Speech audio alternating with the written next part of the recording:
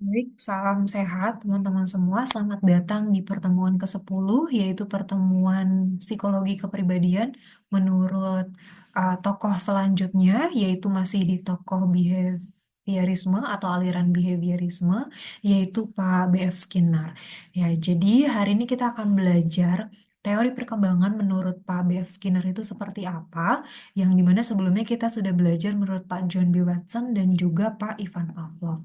Nah, di sini saya bagikan terlebih dahulu, kalau teman-teman membaca di bukunya Pak Gregory Face itu, ya.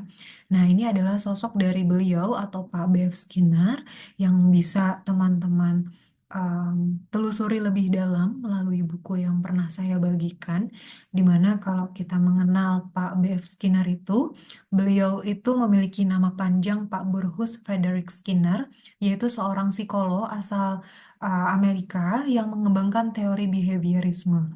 Nah, Pak Skinner ini mengajukan bahwa perilaku manusia adalah hasil dari proses belajar melalui interaksi dengan lingkungan.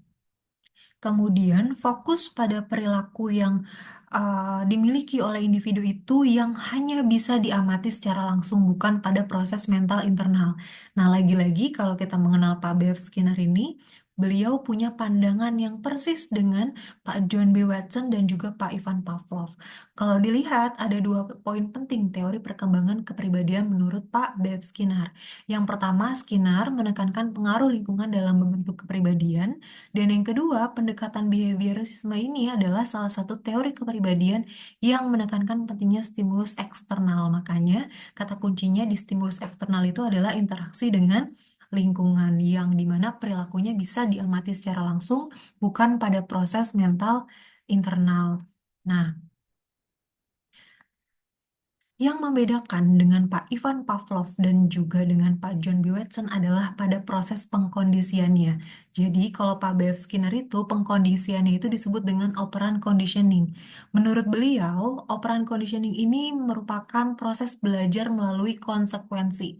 Jadi, dalam bukunya Pak Gregory Face, ya, di sana dijelaskan bahwa operant conditioning ini adalah metode utama dalam teori Skinner. Contoh, eksperimen yang dilakukan oleh Pak B.F. Skinner itu menggunakan hewan juga. Kalau kemarin ada Little Albert, kemudian juga ada anjing yang dilakukan oleh Pak Pavlov ya untuk melihat saliva yang muncul dengan stimulus bell. Kalau Pak B.F. Skinner itu menggunakan tikus. Jadi tikus dalam Skinner box yang belajar menekankan tuas untuk mendapatkan makanan. Nah, ini operant conditioning yang dilakukan oleh Pak B.F. Skinner untuk membuktikan terkait dengan proses belajar melalui konsekuensi. Nah, di sini operant conditioning ya itu bergantung pada yang disebut dengan reinforcement atau penguatan. Ya, bergantung pada reinforcement langsung dari suatu respons yang meningkatkan kemungkinan respons itu akan diulang oleh individu yang diberikan reinforcement. Ya, jadi di sini contohnya ada seorang anak ya dilatih untuk berpakaian sendiri, di mana setiap langkah kecilnya itu pada akhirnya ketika dia sudah bisa berpakaian sendiri, nanti tujuan akhirnya diperkuat dengan hadiah. Jadi ada reward di sana. Nah, di sini juga operant conditioning itu yang pada akhirnya muncul konsep yang disebut dengan shaping atau pembentukan, di mana shaping ini merupakan proses memperkuat tahapan-tahapan awal dari perilaku yang kompleks secara bertahap hingga akhirnya mencapai perilaku yang diinginkan. Jadi, kalau kita lihat dari definisi shaping ini, artinya shaping yang diinginkan adalah perilaku yang positif yang kita inginkan. Perilaku yang positif yang kita inginkan atau perilaku yang sebaliknya yang kita inginkan juga. Yang pasti adalah kita memperkuat dengan adanya penguatan itu dalam bentuk reward. Ya, ini operant conditioning. Nah, ada tiga komponen dari operant conditioning. Ada yang disebut dengan antecedents atau lingkungan, ada yang disebut dengan behavior atau tindakan. Dalam hal ini anak yang berpakaian tadi, artinya behavior yang diharapkan adalah anak itu bisa berpakaian sendiri. Dan yang ketiga itu adalah consequence. atau hasil berupa hadiah. Jadi, kalau si anak itu ketika dalam proses shapingnya bisa mencapai dia bisa berpakaian sendiri, artinya ada konsekuensi yang diberikan kepada pemberi arahan itu, yaitu orang tuanya atau walinya, yaitu berupa reward atau hadiah.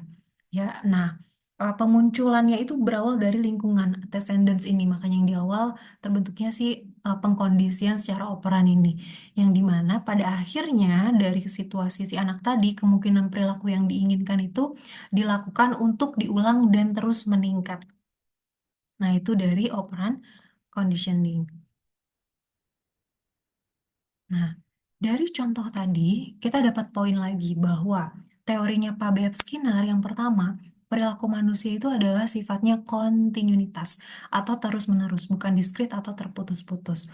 Beliau juga menjelaskan operan discrimination sebagai hasil dari reinforcement yang berbeda-beda berdasarkan respons terhadap elemen-elemen di lingkungan. Jadi, operan discrimination atau hal-hal yang berbeda yang kita berikan dengan penguatan tertentu ya itu didasari oleh respons terhadap elemen di lingkungannya.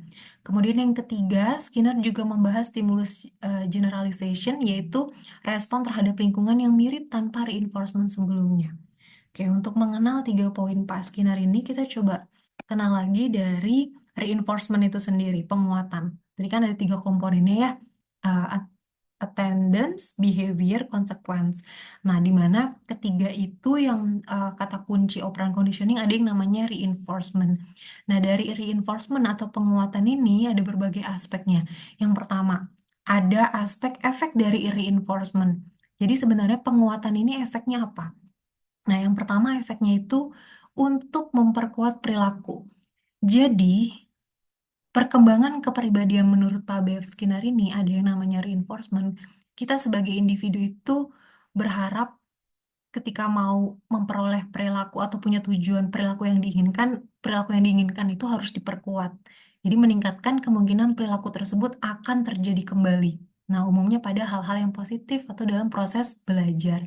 Dan yang kedua, efek dari reinforcement itu ada yang disebut dengan memberi ganjaran ya, di mana membuat perilaku terasa bernilai atau dihargai. Jadi dia kita memberi tanda bahwa ketika perilaku itu dimunculkan, ya itu perilaku itu terasa bernilai atau dihargai. Nah, dengan aspek yang kedua kita bisa belajar lagi dari efek ada yang disebut dengan perbedaan. Jadi, apakah sama reinforcement ini dengan reward pada akhirnya? Nah, jadi kalau dilihat reinforcement dan reward itu berbeda. Kalau reinforcement itu tidak selalu berarti reward. Jadi tidak semua perilaku yang diperkuat membuat seseorang merasa senang atau puas. Bisa jadi sebaliknya. Karena biasanya kalau kita bicara reward itu ujungnya adalah kepuasan atau perasaan yang senang. Sedangkan kalau reinforcement tidak. Contohnya, orang bisa diperkuat untuk bekerja karena dibayar. Ada reinforcement, ada penguatan di sana. Meskipun pekerjaan yang dilakukan itu tidak menyenangkan. Nah, itu reinforcement. Gitu ya. Nah, ada istilah aspek yang ketiga, reinforcer. Reinforcer ini adalah elemen dari lingkungan yang memperkuat perilaku. Jadi bukan sesuatu yang dirasakan langsung oleh individu, melainkan kondisi lingkungan yang berfungsi untuk memperkuat perilaku. Contoh, makanan bukan enak karena rasanya, tapi terasa enak karena fungsinya sebagai reinforcer buat sistem perencanaan kita. Nah, ini kalau kita bicara reinforcer, ya elemen dari lingkungan yang memperkuat perilaku yang diinginkan. Nah, perilaku yang diperkuat untuk kelangsungan hidup ada yang kondisinya bermanfaat, ada juga perilaku yang menghindari kondisi berbahaya. Kalau perilaku yang diperkuat untuk kelangsungan hidup untuk kondisi yang bermanfaat, itu bisa jadi mencakup perilaku yang memungkinkan individu itu bertahan. Misalkan mencari makan, ya, atau memperoleh makanan, kemudian memenuhi kebutuhan biologis, dalam hal ini adalah seks, dan juga perawatan anak misalkan. Yaitu perilaku yang diperkuat untuk kelangsungan hidup. Nah, yang kedua, perilaku yang diperkuat untuk kelangsungan hidup dengan menghindari kondisi berbahaya itu mencakup perilaku yang menghindari cedera, penyakit, atau kondisi ekstrim lainnya. Nah, ini terkait dengan dua hal yang ingin diperkuat. Bisa jadi untuk menghasilkan hal yang bermanfaat dan untuk menghindari kondisi yang berbahaya. Nah, kalau dilihat dari jenisnya sendiri, nah ini yang paling penting atau menjadi poin bahwa reinforcement itu ada dua jenis. Ada yang dimana penguatannya itu diharapkan positif atau positif reinforcement, dan yang kedua penguatannya itu negatif atau negatif reinforcement. Nah, positif reinforcement, peneliti atau individu itu diharapkan menambahkan sesuatu yang menguntungkan di lingkungan untuk memperkuat perilaku.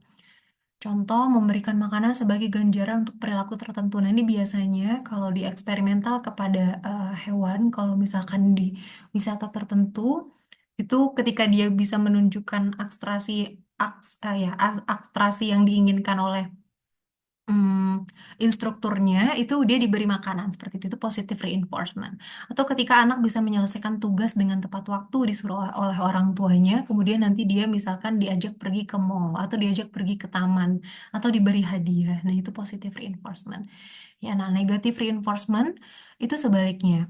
Ya, penguatan negatif artinya orang tersebut ingin menghilangkan atau menghindari sesuatu yang tidak diinginkan untuk memperkuat perilaku.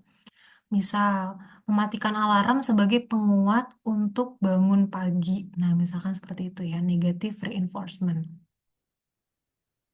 Nah, teman-teman bisa eksplor lebih lanjut, kira-kira situasi-situasi seperti apa saja yang masuk ke jenis positive reinforcement dan juga negative reinforcement.